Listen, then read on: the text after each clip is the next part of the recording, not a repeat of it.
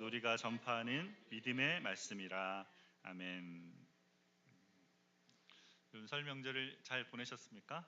저는 고향이 전라북도 부안인데 부모님이 부안에 계시고 어머니가 계시고 전주와 김제에 누나들이 있어서 명절에 가정에서 함께 만남을 가졌습니다. 전라북도 지방에 눈이 많이 와가지고 가서 눈 구경 실컷 하고 또 스릴도 있었습니다. 눈이를 달리는. 특별히 이번 명절에 오랜만에 만난 친척이 있었습니다. 한 동네에 살던 저보다 한 살 많은 형인데, 사촌 형인데 형과 함께 학교를 같이 다녔습니다. 지금 형이 전주에 있는데 불쑥 전화가 왔습니다. 부안에 올 일이 있다고 잠깐 만나자고 했습니다. 그래서 오랜만에 만나서 너무 반가웠는데 형을 만나고 돌아오면서 형과 다녔던 어렸을 때 몇 번 같이 교회를 다녔어요. 지금은 다니지 않는데 교회를 다녔던 생각이 났습니다. 그리고 마음이 안타까웠습니다. 요즘 너무 술을 많이 먹고 담배 피우고 있는 모습 보면서 교회를 다니라고 해도 마음이 없는 걸 보고 안타까웠어요. 그러면서 저도 어렸을 때 원래는 교회를 다니지 않았어요. 원래는 교회 좀 적대적이었습니다. 저희 집은 샤머니즘을 이렇게 우리가 보통 알듯이 제사를 드리고 샤머니즘을 믿는 곳이었어요. 굿도 하고 또 명절이나 제사를 지내면 문 밖에 음식을 내다 놓고 했습니다. 그러면서 교회는 좀 이상한 곳이라는 편견을 가졌어요. 누군가 저한테 복음을 전하고 교회 가자 그랬는데 난 안 간다. 하나님의 살아계심을 나는 믿을 수 없다. 이러면서 안 갔습니다. 그래서 한 번도 그런 생각을 하지 않았는데 저희 집안에 어려움을 주님이 주시고 그 어려움을 통해서 저희 집안 모두를 교회로 부르셨습니다. 주님이 저희를 찾아와 주셨고 저희를 만나 주셨죠. 그래서 저는 주님의 가본 은혜를 입은 사람입니다. 크리스토퍼 애쉬라는 분이 쓴 로마서 주석에 이런 구절이 있습니다. 기독교는 하나님을 찾으며 또한 그분을 찾아낸 사람들에 관한 것이 아니다. 기독교는 하나님을 찾으나 찾아내지 못한 어떤 사람들과 하나님을 찾지 않으나 하나님이 찾아내신 어떤 사람들에 관한 것이다. 했습니다. 여러분, 기독교가 하나님을 찾아서 찾아내는 사람들에 대한 것이라면 천국에 가면 어떤 사람들이 있겠습니까? 내가 얼마나 헌신했고 얼마나 지혜롭고 얼마나 열심히 찾아가지고 얼마나 똑똑한지 내가 하나님을 이렇게 찾게 됐다라는 이야기를 하는 사람들은 가득할 겁니다. 근데 기독교가 하나님을 찾지 않았는데 하나님이 찾아내신 사람들에 대한 이야기라면 천국에는 뭐예요? 먼저 자신을 찾아주신 주님의 사랑에 대한 놀라운 이야기들로 넘쳐날 것입니다. 이 구절을 보면서 전 참 하나님 찾지 않는 저를 주님이 찾아주셨구나. 그래서 내가 복음을 믿은 것이 주님의 은혜가 아니고는 설명할 수 없구나라는 생각이 들었습니다. 여러분은 어떠십니까? 여러분은 지금 이 자리에 여러분 계신 것이 여러분이 하나님 열심히 찾아서 하나님이 받으실 만한 무엇인가를 해서 하나님이 여러분을 이곳에 부르신 거라고 생각하십니까? 아니면 나는 하나님을 찾지 않았는데 하나님이 나를 찾아주셨구나 라고 고백하며 여러분 이곳에 머물러 계십니까? 오늘 본문에 보면 사도 바울이 이것에 대해서 논증하고 있습니다. 9장 앞부분에 바울은 하나님의 택하심과 구원을 이뤄 가시는 것에 대해서 논증을 했습니다. 여러분 지난주에 말씀을 나눈 것을 기억하실지 모르겠습니다. 갑자기 머리가 하얘지셨죠? 9장 말씀이 쉽지 않은 말씀입니다. 그리고 제가 많은 양을 했기 때문에 여러분의 기억을 좀 도와드리겠습니다. 하나님께서 아브라함에게 육신의 자녀가 아닌 약속의 씨가 그의 자녀가 될 거라고 이야기하셨어요. 그리고 에서가 아닌 야곱을 더욱 사랑하시기로 하셨다고 말씀하십니다. 그리고 하나님께서 주권적으로 언약하시고 택하셔서 긍휼히 여길 자를 긍휼히 여기시고 완악하게 할 사람을 완악하게 하신다고 했어요. 하나님께서 토기장이시니까 진흙인 우리는 그분의 손에 빚어졌기에 우리는 감히 하나님께 반문할 수 없다고 했습니다. 하나님께서 영광을 받을 그릇을 예비하셔서 유대인뿐 아니라 이방인 중에서도 하나님의 백성이 되게 하셨고 이것이 하나님이 주권적으로 이뤄가시는 택함의 방식이며 그래서 모든 이스라엘이 다 구원받는 것이 아니라 남은 자만 구원을 받게 하셨다고 했습니다.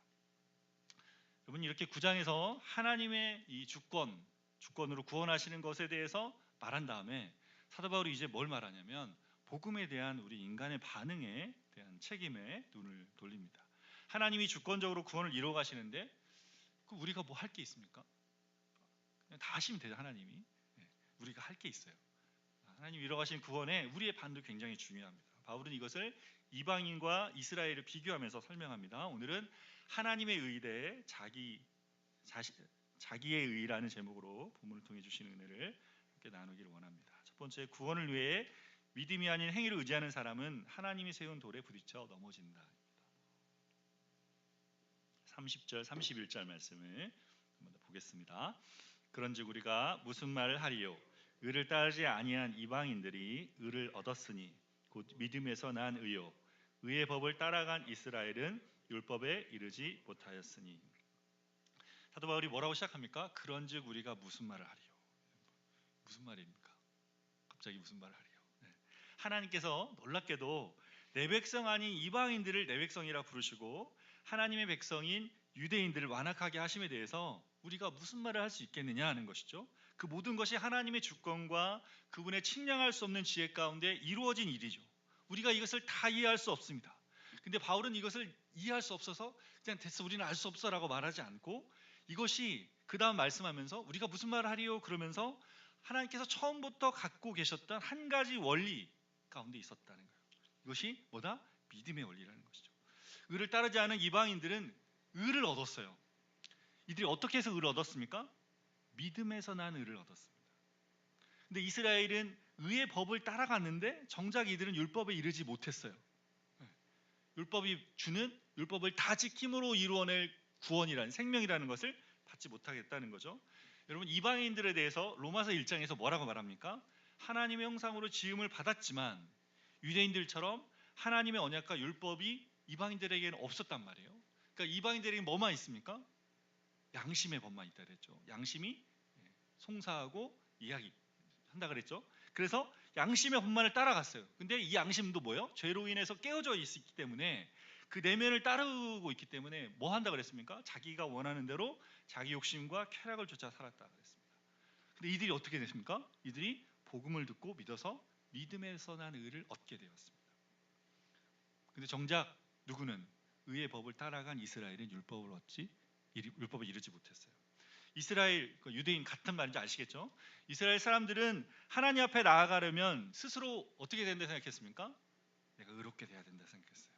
그래서 이들이 어떻게 했어요? 32절 33절입니다. 어찌 그러하냐? 이는 그들이 믿음을 의지하지 않고 행위를 의지함이라. 부딪힐 돌에 부딪혔느니라. 기록된 바 보라, 내가 걸림돌과 거치는 바위를 시온에 두노니 그를 믿는 자는 부끄러움을 당하지 아니하리라 함과 같으니라. 그들이 율법에 닿지 못한 이유는 그들이 뭘 의지하지 않고 믿음을 의지하지 않고 뭘 의지했어요? 행위를 의지했어요. 여러분 이들이 어떤 행위를 의지했습니까? 우리가 복음서에 보면 바리새인들이 나오죠. 이 사람들이 계속 뭐 했습니까? 안식일을 지키고 할례를 행하고 음식법을 지키고 일주일에 2번씩 금식하고 소득의 11조를 철저히 드렸습니다. 무슨 11조 드렸어요? 곡식을 걷어갖고 우리가 하면 콩 같은 거를 걷어 세어보니까 뭐 한 10만 개 되니까 많이 드리는 거죠. 세 가지고 졌단 말이에요. 이걸 다 세 가지고 그렇게 드렸다. 그러면서 뭐라고 하세요? 내가 누구보다도 의롭다라고 자부했습니다. 눈물 흘리면서 하나님께 기도하는 나는 죄인입니다. 하나님 볼 수 없습니다라고 하는 세리의 기도를 들으면서 뭐라고 기도했어요? 하나님 감사합니다. 나는 이 세리가 같지 않은 것을 너무 감사합니다. 자기 의를 세우며 하나님께 기도하면서 했습니다. 그래서 하나님 보시기에 어떤 걸로? 무엇인가 행하는 것으로 하나님 앞에 당당하게 서려 했어요. 그 행동의 결과가 뭡니까? 말씀에 부딪힐 돌에 부딪혔다라고 부딪혀 넘어졌다 했습니다. 제가 어렸을 때 명절이면 사촌들이 저희 집으로 이렇게 왔어요. 부모님 아버지가 5남매이신데 고모님 쪽은 좀 보다도 나머지 이렇게 다 왔습니다. 와서 너무 많으니까 저희 집에 일부 어른들이 계시고 그 아이들은 아까 작은 집에 가서 놀았습니다. 작은 집 가려면 저희 집에 작은 집 가려면 동네 뒤에 있는데 동네 뒷산을 이렇게 걸어가야 됩니다. 동네 뒷산을 걸어가는데 가끔 밤에도 다녀야 됐어요. 밤에도 움직이니까 가다 보면 돌뿌리가 있어요. 그 돌뿌리 걸려가지고 넘어질 때가 있어요. 넘어집니다. 이게 뭐예요? 지금 이스라엘 백성들이 어떻다는 거예요? 그들이 가려는 의의 길에 놓여진 돌에 걸려서 넘어졌다는 거예요. 어떻게 걸었겠습니까? 너무 당당해 우리 양반들처럼 너무 당당하게 힘줘 걸어가니까 걸려서 까닥 넘어졌죠. 정말 심하게 넘어져 코가 깨질 정도로 넘어졌다는 것이죠.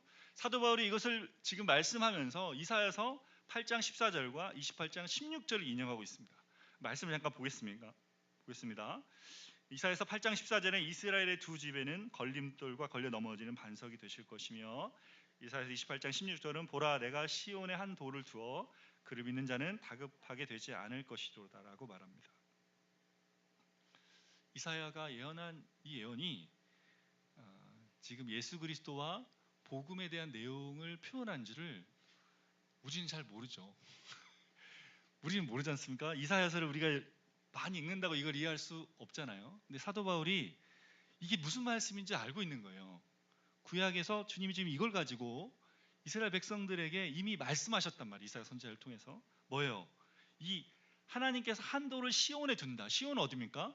예루살렘. 하나님의 성전이 예루살렘이잖아요. 그 성전에 뭐예요? 이 시온에 둔 돌은 다윗의 가문에 약속된 왕으로 오시는 메시아인 예수님을 가리킵니다. 그 메시아인 예수님을 두면서 이스라엘의 두 집은 뭡니까? 북이스라엘과 남유다죠. 두 집에 뭐예요? 걸림돌과 넘어짐이 된다는 거예요. 그 예수님, 그 반석 대신 예수님 통해서 이스라엘이 넘어지게 된다는 거죠. 이스라엘이 뭘 했기 때문에?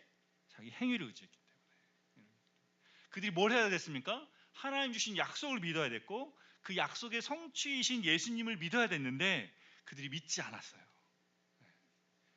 그를 믿는 자는 어떻게 된다고요? 다급하게 되지 않는다, 수치를 당하지 않는다라고 이야기하셨는데, 그러지 않아서 이들이 믿음에서 떠났기 때문에, 북이스라엘과 남유다가 믿음에서 떠나서 자기 행위를 의지하며 그 행위를 의지하다 보니까 어떻게 합니까? 우리가 알듯이 북이스라엘과 남유다 전부 다 온전하지 않은 모습으로 그 행위를 따라 살게 됐다는 거죠. 그러니까 하나님이 처음 주신 약속을 믿음으로 받고 그 믿음 안에 계속 머물렀다면 이들의 삶이 달랐을 건데, 그들의 행위를 의지하다 보니까 그렇게 넘어지게 되었다. 그래서 부끄러움을 당하게 됐다. 그렇게 율법을 따라 행하는 것은 뭐입니까? 뭘 이야기합니까? 그게 본질적으로 뭐예요? 이게 내가 하나님을 따라가고 하나님을 기쁘시게 하고 하나님의 뜻을 쫓아가는 것 같이 보이지만, 그 내면에는 뭐가 있습니까? 내가 있단 말이에요. 나의 행위, 나의 노력, 나의 어떠함과 관련이 있는 겁니다. 하나님의 기준에 내가 맞추려 하는 거죠. 내 열심히 있고, 그래서 뭐가 됩니까? 나의가 된단 말이에요. 바리새인이 예수님 말씀을 듣고 예수님 말씀의 권위에 놀랐어요. 보통 말이 아니, 보통 말씀이 아니야. 어떻게 저렇게 이야기하자라고 했어요. 그럼 어떻게 됩니까? 말씀을 듣고 나면 그 말씀을 따라가야 되잖아요. 말씀을 듣고 그걸 받고 듣고 났는데 그렇게만 말하고 그다음 뭐예요? 자기 행위 그대로 가지고 예수님 받아들이지 않고 어떻게 해요? 예수님은 더 미워하고 배척하고 그러잖아요. 여러분, 우리가 신앙생활하면서 바리새인처럼 될 수 있어요. 처음엔 복음을 믿고 믿음으로 구원을 받는다니까 예수님 믿고 복음으로 시작했는데, 복음을 믿은 다음에 그다음에 주님 앞에 살아가는 삶을 어떻게 합니까? 내 열심으로, 내 행위로, 내 믿음으로, 그것이 나의 자랑이 돼서 그것으로 주님 앞에, 사람들 앞에 서려고 합니다. 그렇게 되면 어떻게 된다고요? 네, 넘어진다. 하나님이 놓으신 돌에 걸려 넘어집니다. 이 영적인 원리예요. 이게 변하지 않습니다. 여전히 유효하죠. 그래서 우리가 복음을 믿는 것에 대해서 반드시 우리가 기억해야 돼요. 우리가 행위에 기반해서 하나님 앞에 서려 할 때 우리는 거친 돌이 되신 그리스도에 걸려서 넘어지는 것을 경험하게 됩니다. 그래서 어떻게 해야 돼요? 우리의 삶의 기반을 예수님으로 삼고 그분을 믿는 것으로 서야 됩니다. 여러분, 신앙생활하면서 여러분도 좀 인생에 살면서 돌아보지 않습니까? 어렸을 때 어떤 사람은 복음을 무시하지만 나이가 들면서 점점 자신의 죄를 깨닫고 영적인 공허함을 알고 복음의 은혜를 받아들이며 변해가는 사람이 있습니다. 근데 어떤 사람은 교회를 다니는데 점점 이해할 수 없는 모습을 보이는 사람이 있어요. 제가 한번 나눈 적이 있지 않습니까? 어떤 제가 아는 지인의 시부모님인데, 교회에서는 굉장히 훌륭하신 장로님, 권사님, 선교도 열심히 하시고 모두 다 아주 아주 교회를 잘 섬기시는 분이라고 알고 있는데, 그 정작 집에 와서 며느리를 대할 때는 막 욕하고 막 안 좋은 말 막 하고, 그 정말 말도 안 되는 아들, 넌 너무 결혼을 잘했다. 너 막 이런 식의 이야기를 해서 그 며느리의 자존감을 완전히 깎아내리는 이야기를 들을 때는 어떻게 저렇게 이야기하나? 왜 그렇습니까? 이분들이 뭐 하고 있는 겁니까? 교회에서 뭐 하고 있어요? 자기 행위에 의지하고 있습니다. 교회에서 내가 이렇게 하는 거, 내가 선교도 하고 교회 봉사도 하고 이런 것들을 통해서 뭐요? 자기의 모습을 보이는, 거기에 자기 믿음을 두고 있어요. 그러면 어떻게 된다고요? 그러면 돌부리에 걸려 넘어져요. 계속 넘어질 거예요. 본인들은 잘 모르지만 그렇게 서 있기 때문에. 바리새인 같지 않아요. 안 변하잖아요. 계속 그 안에 서 있기 때문에 뭐예요? 나의 행위에 근거해서 나의 의로 서기 때문에 변하지 않는 일이 되는 거죠. 근데 그걸 어떻게 그렇게 넘어져서 내가 지금 나의 행위에 서 있구나라는 걸 깨달으면 감사한 일이죠. 그죠? 넘어지고 또 넘어지는데도 깨닫지 못하고 계속 넘어지는 하는 사람이 있어요. 안 변해. 계속 내가 어디에 근거에 서 있는지를 모르기 때문에. 내가 복음을 믿었는데 복음을 믿고 그리스도의 근거에서 그 주님과 함께 살아가는, 주님과 함께 연합해 살아가는 것에 있지 않다는 것을 알아야 어떻게 합니까? 안 넘어질 수 있는데, 넘어지더라도 빨리 주님께로 오면 되는데 계속 그럴 수 있는 거죠. 여러분을 스스로 잘 돌아보시면 좋겠어요. 내가 복음을 믿으면서 내가 내 행위로 살아가는가, 아니면 주를 믿는 믿음 안에 거함에 살아가는가. 저희가 교회를 개척하고 교회 이름이 복음 안의 교회 아닙니까? 복음 안에 살아야 된다 계속 이야기를 했어요. 그래서 저희 나름 하는데 저희 성도님 중에 한 분이 이런 말씀을 한 것이 기억이 납니다. 복음을 믿고 너무 좋아. 그래서 복음 안에 너무 좋은데 어느 날 자기가 만나서 누군가에게 말씀을 나누고 이 복음을 나누는데 자기 안에 복음이 자기의 의가 되어 있는 것이 보이더라는 거죠. 나는 복음을 알아. 너는 모르잖아. 그 복음을 알고 있는, 이거를 알고 있는 것이 나의 의처럼 생각되는 것이 있다는 이야기를 했어요. 제가 이야기 듣고 너무 감사했습니다. 그게 그런 마음을 우리가 거기에 기반해서 거기에 나를 높이면 어떻게 됩니까? 복음이 나의 의가 되죠. 근데 그 마음이 어떤 마음인지를 잘 아셔야 됩니다. 내가 복음을 믿는 것에 대한 그 중심과 그것이 너무 귀한 것을 잃어버리는 게 아니고 그것이 가치 없다는 것이 말하는 게, 그런 프라이드는 우리가 가질 수 있죠. 그런데 그것이 나의 의가 돼서 사람들을 판단하고 정죄하는 자리에 있다면 이 마음을 잘 본 거죠. 여러분, 복음이 말하는 바가 뭡니까? 복음으로 살아간다고 말하는 바가 뭔지를 아는 거예요. 그게 무슨 말씀인지 아시겠죠?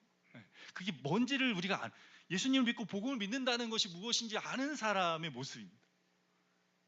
그것으로 설 수 없다. 우리의 무엇으로 설 수 없고 그리스도께서 하신 것으로 내가 서 있다. 그 안에 머물고 있다는 것에 마음을 두는 겁니다. 어떻게 해요? 그리스도의 복음을 정말 아는 사람은 나 자신의 어떠함에 주목하지 않습니다. 그걸 주목하고 나를 보지 않습니다. 뭐예요?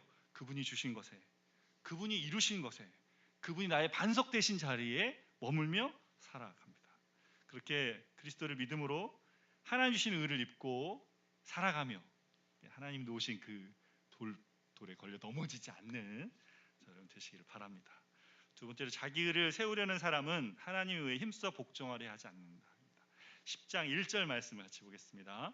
형제들아, 내 마음에 원하는 바와 하나님께 구하는 바는 이스라엘을 위함이니 곧 그들로 구원을 받게 하려 함이라. 사도 바울이 10장을 시작하면 뭐라 합니까? 로마의 성도들을 형제들아 라고 부르면서 자기의 마음에 원하는 바와 하나님께 구하는 바를 이야기해요. 바울이 마음을 써서 기도 제목을 가지고 기도하는 게 뭡니까? 이스라엘의 구원. 하나님 이스라엘을 구원해 주십시오. 하나님이 이스라엘을 돌이키게 하시고 그래서 하나님의 구원받는 백성, 이 믿음의 법을 따르며 구원받을 수 있게 해달라고 기도하고 있어요. 여러분은 요즘 뭘 기도하고 계십니까? 여러분, 기도 제목을 보면 뭘 알 수 있습니까? 그 사람의 마음에 뭐가 있는지를 알 수 있습니다. 바울은 이스라엘을 위해서, 이스라엘의 구원을 위해서 기도하고 있어요. 근데 여러분 한번 좀 생각해 보겠습니다. 9장에서 바울이 뭘 논증했습니까? 하나님께서 하나님의 주권으로 잠깐만, 이게 지금 커서가 움직이고 있습니다. 잠깐만요. 누가 뭘 눌렀는지 얘가 갑자기 움직였어요. 잠깐만요.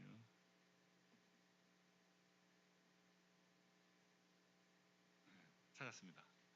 9장에서 뭘 얘기했습니까? 하나님이 하나님의 주권으로 택하시고 그래서 긍휼히 여길 그릇도 진노의 그릇도 빚는다 그랬어요. 하나님이 다 하신다 그랬습니다. 사도 바울이 지금 뭐합니까? 기도하고 있어요.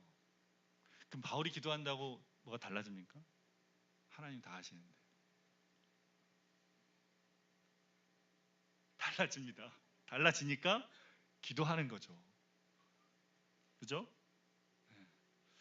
그리고 그러지 않다면 성경이 우리한테 기도해라, 구해라, 찾으라 아무 의미 없는 말이 되죠. 하나님이 다 하실 건데.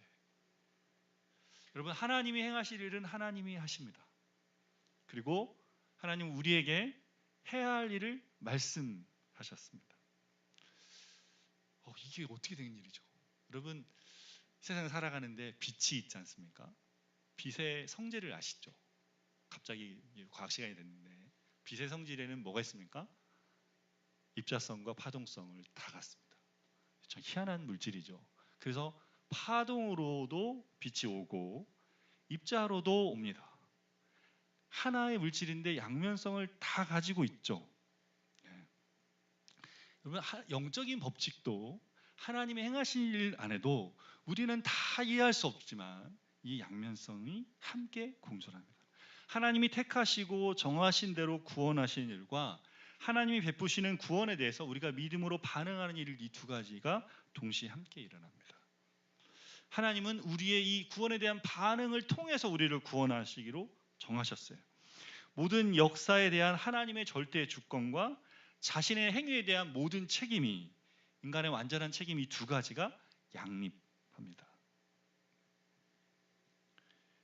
하나님께서 이런 신학이 있습니다. 하나님께서 모든 것을 하나님의 절대 주권 안에 다 행하기 때문에 우리는 그것을, 우리가 행할 것은 아무것도 없고 그냥 믿기만 하면 된다. 이걸 강조하고 말하는 신학을 하이퍼 칼비니즘이라고 합니다. 저희 개혁주의 신학은 사실 칼빈주의에서부터 왔는데 그게 더 나가면 이 하이퍼가 돼요. 하이퍼 뭐예요? 우리가 할 수 있는 게 아무것도 없어. 다 하나님이 하시는 거야로 맡겨 둬 버리는 거죠. 그것은 하나님의 절대 주권이 너무 많이 나간 거예요. 성경에 근거한 신학은, 건전한 신학은 그렇게 말하지 않습니다. 하나님은 그분의 주권 가운데 모든 것을 행하시지만 우리의 행위와 구원에 대한 책임은 누구에게 있다? 우리에게 있습니다. 마틴 로이드 존스 목사님이 로마서 주석에서 이 부분을 이렇게 설명합니다. 같이 한번 보겠습니다.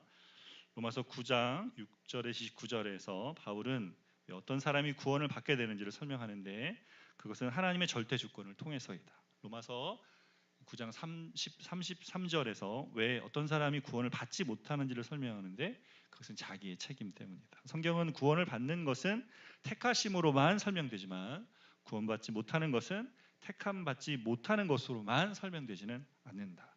왜 구원받지 못하는 사람이 있는가? 하나님이 택하지 않아서인가? 아니다. 그들이 복음을 거부했기 때문이다. 복음을 거부하는 것은 우리의 책임이지만 복음을 받아들이는 것은 우리의 공로가 아니다라고 이야기합니다. 여러분, 이 땅에 사는 동안에 하나님은 우리에게 듣고 복음을 믿으라 그랬어요. 믿으면 구원을 주신다 그랬습니다. 그리고 그것이 하나님의 택하심과 작전 가운데 있는지는 우리는 모르는 거예요. 네, 언제 알게 됩니까? 그분을 배울 때 알게 됩니다. 그럼 전혀 모릅니까? 알 수 있게 하셨다 그랬죠. 뭘 통해 안다 그랬습니까? 열매를 통해 안다 그랬어요. 정말 믿음 있고 복음을 받고 주시는 주님 주신 생명이 있는 사람은 삶에 뭐가 맺힌다고? 열매가 맺힌다 그랬습니다. 그래서 사도 바울이 뭐 하고 있습니까? 기도하고 있어요. 그래서 이스라엘이 구원받도록. 그러면서 이스라엘이 복음에서 놓친 것이 무엇인지를 한 번 더 설명합니다. 2절에서 4절 말씀 보겠습니다. 내가 증언하노니 그들이 하나님께 열심히 있으나 올바른 지식을 따른 것이 아니니라. 하나님의 의를 혹시 없나요? 제가 읽겠습니다. 의를 모르고 자기의 의를 세우려고 힘써 하나님의 의에 복종하지 아니하였느니라.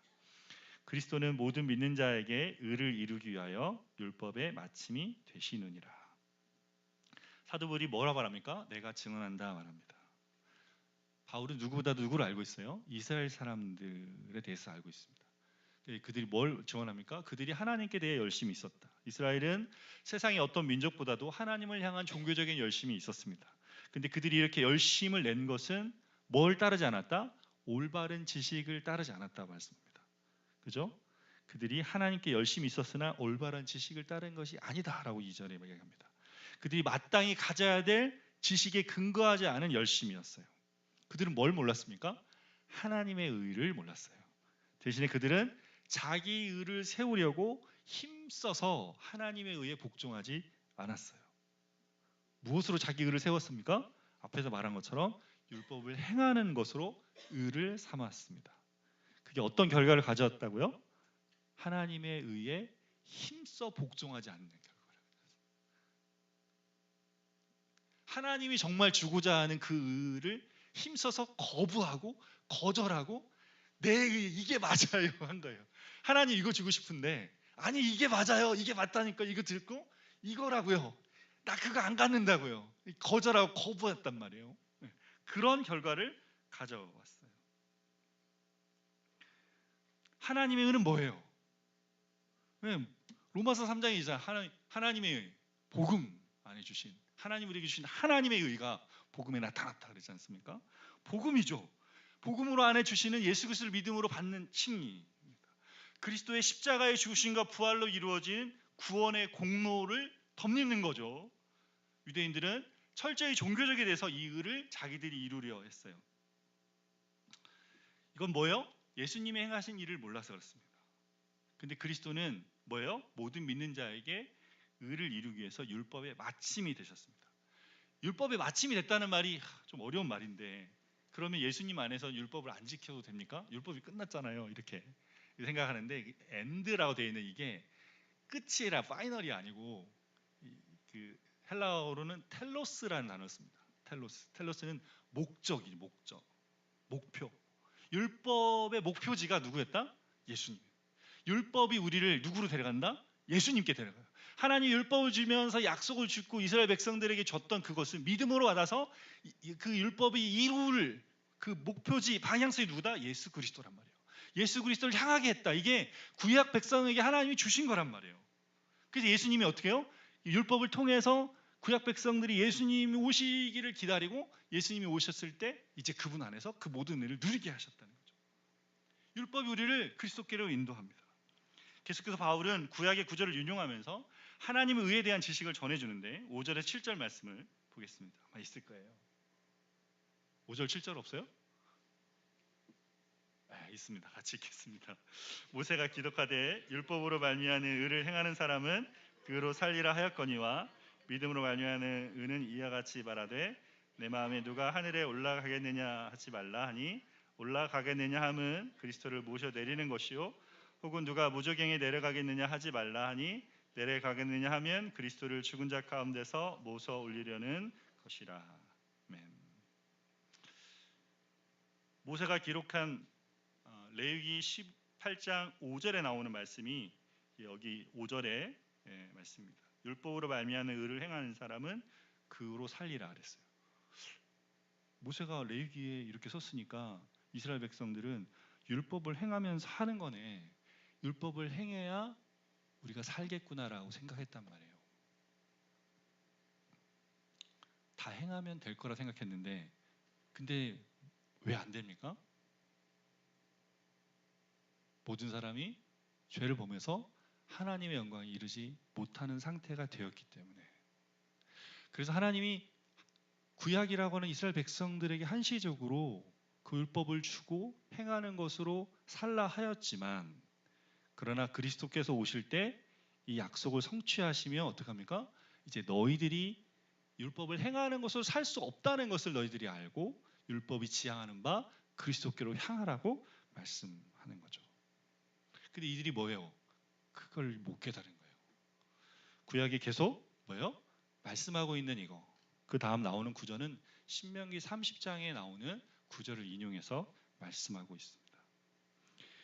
이들이 알아야 될 올바른 지식이 뭐예요? 그리스도를 믿음으로 받는 의에 대해서 알아야 되는 겁니다. 복음에 대한 바른 지식을 가져야 바른 신앙생활을 할 수 있어요. 복음은 우리의 의를 내려놓고 그리스도의 의를 입으라고 말합니다. 이것을 계속 우리 안에 한 번 입었으나 그지 않고 어떻게 해요? 날마다 계속해서 그 의를 힘입어 살아가라고 말하죠. 복음을 믿고 그리스도의 의를 입은 사람에게는 어떤 일이 일어납니까? 어떤 일이 일어납니까? 그의 삶이 변하기 시작합니다. 나는 믿네. 나에게 새로운 일을 행하실 주님을 믿는 거죠. 주님이 나와 주님과의 관계가 회복되었으니 이제 나 안에서 뭐 합니까? 나를 먼저 변화시키. 그래서 내가 누군지를 알게 하세요. 계속 말씀드리죠. 우리가 로마서 계속 나누면서 나는 더 이상 어떻게 살지 않는다? 나 혼자 살지 않는다. 나는 그리스도 안에서 더 이상 혼자 살 수 없게 됐어요. 왜? 그리스도를 믿음으로 주님과 연합하여 있기 때문에. 주님과 뭐 했다 그랬어요? 결혼했다 그랬단 말이에요. 결혼해서 같이 돼 있으니까 계속 주님과 함께 사는 것이 나의 정체성이란 말이에요. 그래서 어떻게 해요? 내가 누구인지 못난 나를 볼 때마다 전에는 어떻게 합니까? 그래 너가 뭘 하겠어. 그래 내가 이렇지. 나 같은 게 뭐 이렇게 했어요. 근데 여기 이게 뭡니까? 이건 옛사람 모습이에요. 이건 주님이 준 게 아니고 주님 안에서 나는 받아들였단 말이에요. 그래서 나를 받으셨잖아요. 내가 깨어졌으니까, 내가 상했으니까. 그래서 주님이 나를 받아주시기 위해서 죽으셨단 말이에요.